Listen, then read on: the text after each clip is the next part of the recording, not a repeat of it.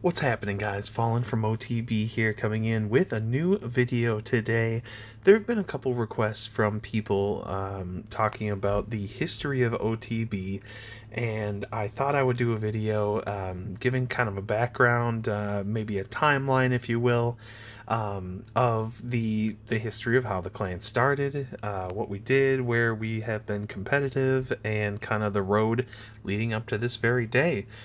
This team is just shy of 25 years old under my leadership, and I couldn't be proud of many more things in life than this gaming community and these awesome people we and I have gotten to know over the years, and it's been quite a trip. So what we'll do is we'll play some attacks while we kind of blab about the history of OTB. Starting at the top, we're just going to kind of play through.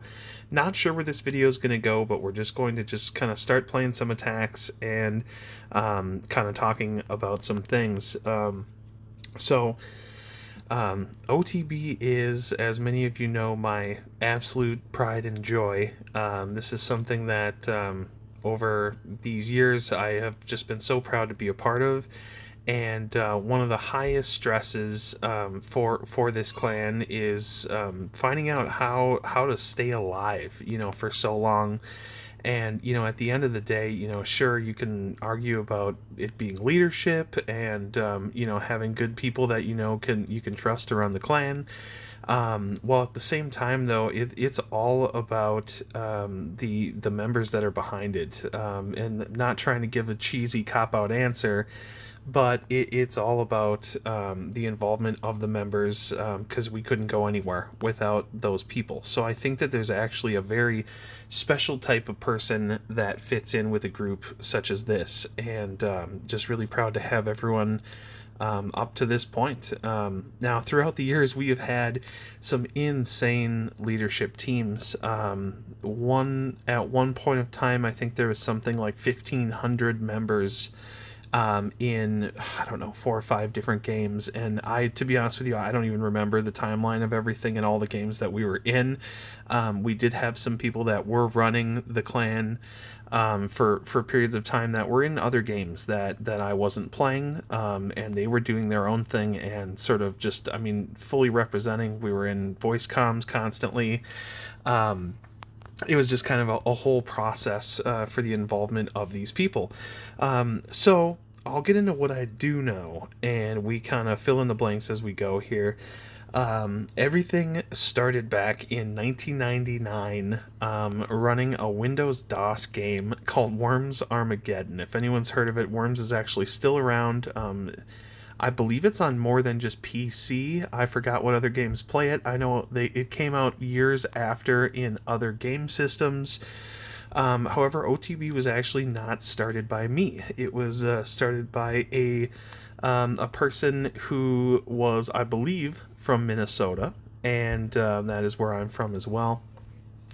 He had a absolute elite pro team. Again, we were playing the Windows DOS Worms Armageddon, and they everyone had known them. They were in tournaments and they did things. This was back when gaming started, mind you guys. This was back when some people were still using those AOL discs, and um, putting those in just to have internet for a half hour, whatever at a time. And there was no talk about a real competitive scene as far as, from the limits within the game itself. So when this team started, I had my own team called Dweeb, and we were pretty good, but we were aspiring to be better. I was like, I don't know, 11, 12 years old, something like that. And the leader had contacted me and said that he wanted the members of our team to join up with OTB as he's bringing it back, and this was a lot of hype that was going on. So that is exactly what happened. We ended up joining them, and the problem was this leader guy. I don't know how. I think he was a few years older than me at the time. He was definitely very immature for his age, and I know that he just kind of He was leading the team in a bad direction.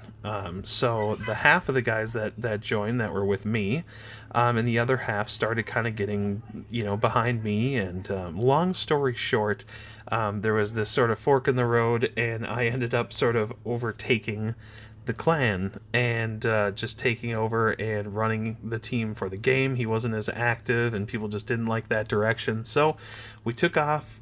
We started, just doing things without him. We entered tournaments, and actually, for the game Worms Armageddon, again, I'm not going to expect anyone to know like the game types and things like that, but we ended up being like top 3 team in the world at that time, because we were actually playing with people from across the world. It was a little difficult, but we were still doing it. It was kind of funny, but we took over, and we ended up being top from in like the 1999 to 2001 era. And that was a lot of fun. That was when gaming really first kind of got started. At that time, there was another game called Delta Force 2 that came out. One of the first FPS games you could play on PC or in any game with other players. A lot of people know like Halo and things like that. That was definitely one of the more common popular games at the time. For me, I didn't have a gaming system really, so it was all PC for me. So we jumped right in with this Delta Force 2. We got a team together for that. Definitely kicked some ass, and had a good time playing that game. Again, there was no real leagues, but we would definitely go against other clans. We got a lot of wins, and it was a lot of good times and things like that. Not really counting that as far as competitive scene. We jumped into 2001 to 2002 when Command and Conquer was absolutely huge in the late 90s, early 2000s. A game called Tiberian Sun came out, and that probably to this day was one of my favorite games I ever played. Because I whatever reason, I did a pretty good job at that game and kind of excelled. And we ended up doing, they have like 1v1, 2, and 3v3 different styles. Again, this game is a lot like StarCraft, the RTS style game, similar to StarCraft, which I'll get into here in just a moment. StarCraft as well. We're kind of playing both games at the same time. But Tiberian Sun, we absolutely kicked ass at this game. I was in a 1v1 league, and it was signed up, again, under OTB. And I ended up being a top 10 player in the world in that game at like 10 to 12, or like 12 years old, something like that. And just absolutely smoked people in that game just because of certain strats and things like that.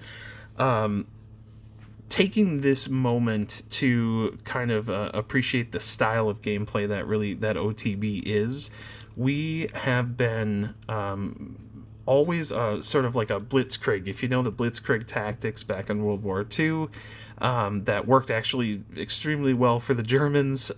Tactically, we've always been a blitz or a rush team in any style of game where that type of gameplay works. We're just killing people in the first 10 minutes of the game, and I don't know, the record was absolutely nuts. It was something like one season I think my solo was like something like 150 wins and like 4 losses or something like that. It was absolutely nuts. I had beaten the world rank 1 player at the time, and if you ask all my friends, they will tell you how absolutely ridiculous I was when I did end up beating them. I was parading it around for days, so I was really proud to be there and whatnot. But picking things up, so Tiberian Sun we did absolutely awesome at, up to like 3v3s. A couple buddies here from my hometown here in St. Paul, Minnesota. They were with me. Over time, we got some other extremely good players as well. I don't know how and why it ended up progressing the way it did, but we did an absolutely crazy job at that game. StarCraft as well. There was a buddy of mine that I was playing with, and I was okay. I was pretty decent. We got a lot of wins. And but my buddy was absolutely nuts at this game, and I kind of let him be in charge of the clan, as I think at the time that was when COD 2 was coming out. I let him take over. He kind of ran the clan, and I come back and I talked to the guy, and I think when I was running things, there was maybe 150 members. It was really cool. We had our own little voice channels, and within game. Again, this was also before there was, we were using AOL Instant Messenger for voice comms and things like that. I mean, we were calling people over the phone and sitting on three-way calls for some of these tournament matches and things like that. We've gone a long ways. Needless to say, my buddy gets back to me after some months or whatever running the clan. He's like, guess what, dude? I got like 1,000 people in OTB right now, and we're like top 10 in the world or something like that. And that might not necessarily be, I'm not going to take any credit for that, but this guy went nuts and had this team completely accelerated through StarCraft until StarCraft 2 came out. That game, I think the clan just kind of died with StarCraft, and went on to other games. My favorite portion of the competitive scene, or what we'll refer to as like the glory days, this was when COD 2 and COD 4 came out. So COD 2, we started playing somewhere around 2002 to about 2004. We finally got some players, some people who are still around to this day. I'm in voice comms with, to the day, daily, weekly, still playing games with these guys. But we had some of the absolute best players around, so we were playing a very high league for COD 2. Again, I will say some of the best players in the country were around, and our team had just an absolute our willingness to do rush strats and things like that made us very successful in COD 2. And then when COD 4 came out, we were top of the list. We were competing with the top teams in the country, and took out a lot of people with our just absolute blitz strats. We had a few of our tournaments and playoff games and things like that in COD 4.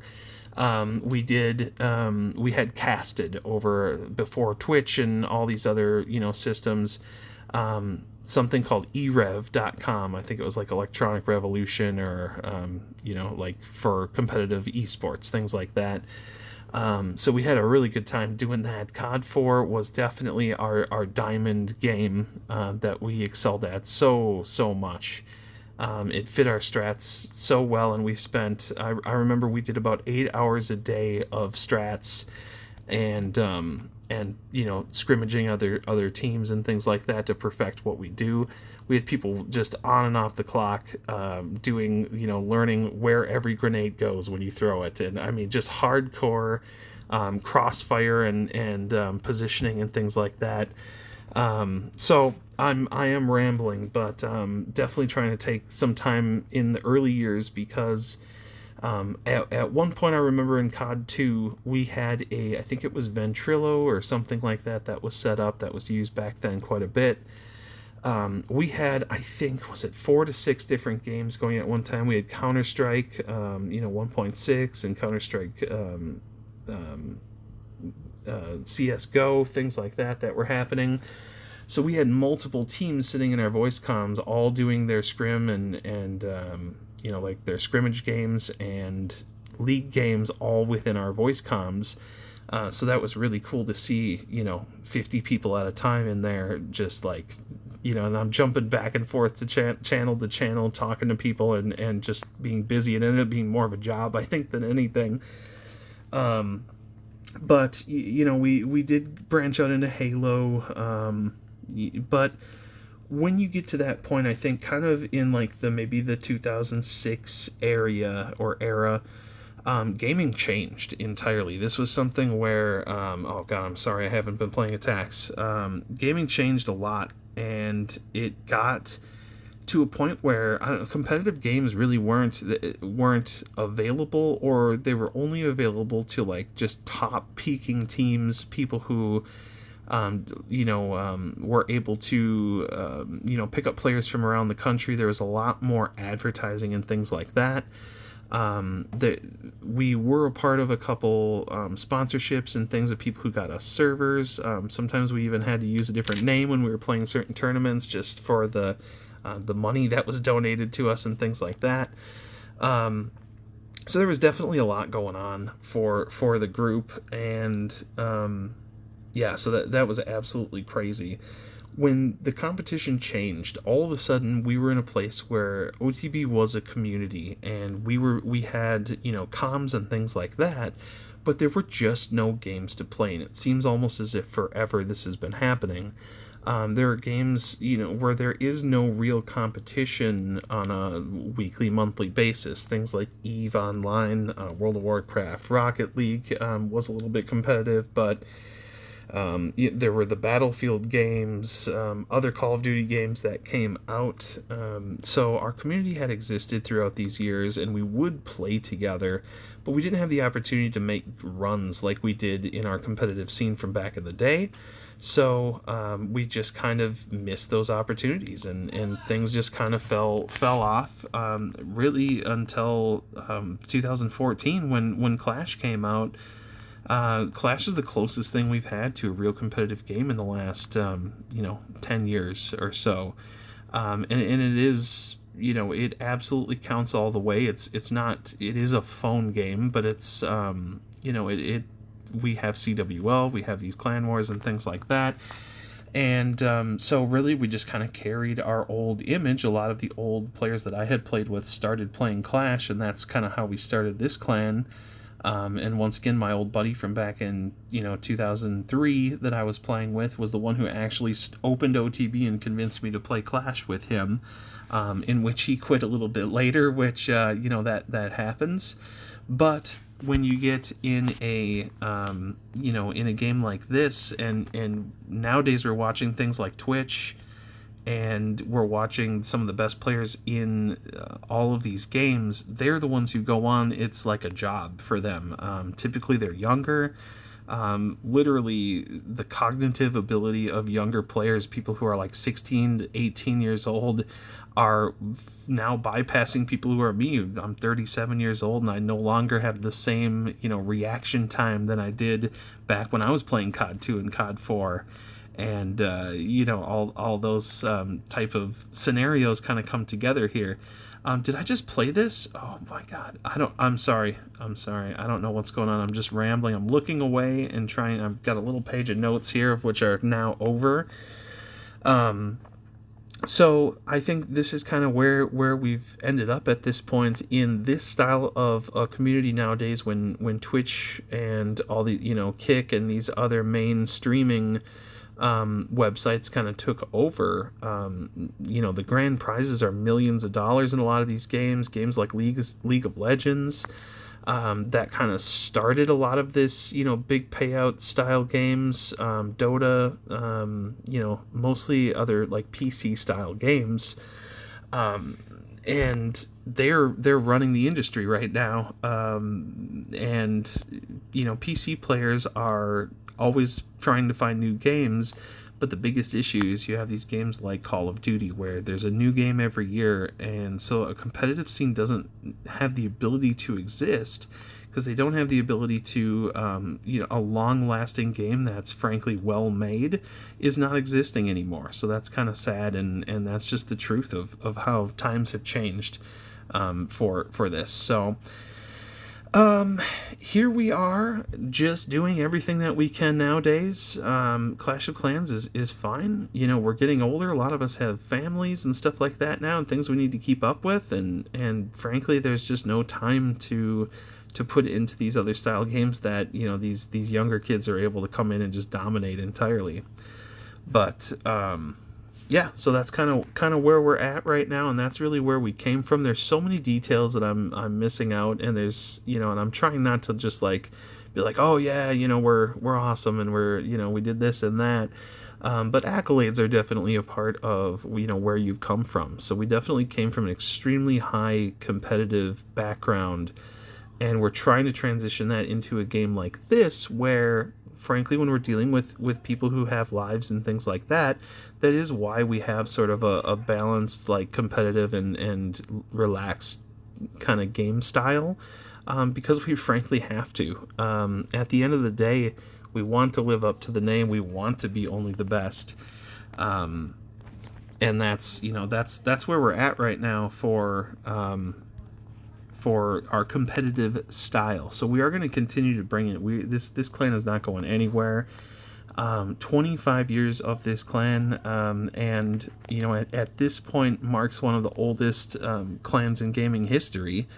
Granted, there were some years when we really didn't have a game to rely on, but we have been a community and have maintained our name, throughout this whole period of time. And for that, I'm absolutely proud of everyone who's part of this. And if Clash is the game that we're going to be playing right now, then that's absolutely perfect for the clan. Who knows what the future has in store, because I don't intend on quitting video games any year soon.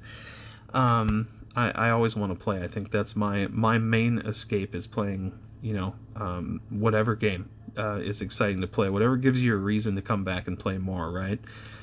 Now we have a lot of new things happening in Clash, and I'm just kind of transitioning into the fact that, the Root Rider changes have really made things difficult on the team. I'm sure they've impacted a lot of people. It's requiring a lot of changed strategies, and I think with that, when you're being told your playstyle is not, as effective anymore, it's hard news to be able to take. So we are learning new attacks here as often as we possibly can, and hopefully, just a period of time, and we'll be back on top here after struggling a few wars. I think that's what it just needs. And, I do want to do one attack here that I have been trying. Pat did come out with a Root Rider video. If you want to look that up, have a peek at that. That was fantastic. A lot of good information right there. Whether or not it's your style, there is still fantastic Root Rider attacks out there. And okay, so this is my new favorite attack as of today. I've been trying about 15 different attacks, and this has been my favorite of all the tried attacks right now. This is a variation of the old strat, where you run a kill squad with super barbs, helping with your pathing. And I think one of the most exciting things about this strat is you get to use the blimp bomb like back in the day. Blimp bombs are working a little bit differently nowadays, and you can get away with them a lot more because it isn't the only strat you can use. So the subject matter of this here is blimp bombs. You just find a good place to be able to carve out a corner for your troops to get started here. And I think this can be used with a lot of different style strats, because you are committing a lot of spells. What I'm actually going to try next is I'm going to try the super minion, because it does allow you to have a couple extra spells in the back pocket that you can use in the strat. And in my opinion, I don't think, super archers do great, but I don't think that, I think there can be variations of the strat that can work pretty well. So you just start your crew up there, and we're going to use that Rage Aura. And now, the key right here is the Druids. So you're running 4 Druids total. You're going to start out with 2. Anywhere from, 1 if it's just not much damage at all. We got Root Riders then coming in. So Root Riders are going to carve the hole for your troops. They're going to dig into the base and let you run through the middle and the core and things like that. Here we have a nice fat core that we can send all those troops into, which is great. We sent 3 of our 4 druids. We're going to send 1 once you notice their... so here we go. 2 of the druids have popped. The other one is kind of on his second half of his life right there, so we popped the 4th one in. Under that ability, we're going to heal up everything as much as we possibly can. The druid heals are fantastic. This strat I've found is working just so well. So here we are opening up those walls with the Root Riders. We're going to be able to punch into those core defenses that are taking out all those individual troops there, those single target spamming things. And once that happens and we can push through there, we got the Royal Champ in there, able to take care of everything. Runs past the Town Hall, which was actually kind of nice because we can go pick off all those other defenses. Now we do get stuck on the Town Hall, which is bad news for that. That RC really went down. King sitting on a full ability, ended up running to the outside. But this strat, not the most things in the world are alive here, but the King is going to be able to finish this thing off. I'm still new at this attack, so it's just getting better as we go. But this, in my opinion, is going to be one of the strongest attacks that can be used if the Overgrowth Root Riders are not working as well for you. Really, really cool. That's the comp right there. I'm going to continue using this. It's a really cool, a lot of support troops that are helping, and that's just kind of my favorite style right now. Or the Root Rider spam. I want to just try some new things here. So, anyways, I've talked enough about myself here today. I cannot thank everyone enough for being a part of this team, and it is truly one of my favorite things, spending time with you guys. Regardless of the game that we're playing, or if we're winning or losing, it is an amazing group of people that we have here, and I know that that is special. So, I'm going to take that to the end of this video here, guys. Thanks for tuning in. If you made it this far, give me a like. This is Fallen from OTB, signing off.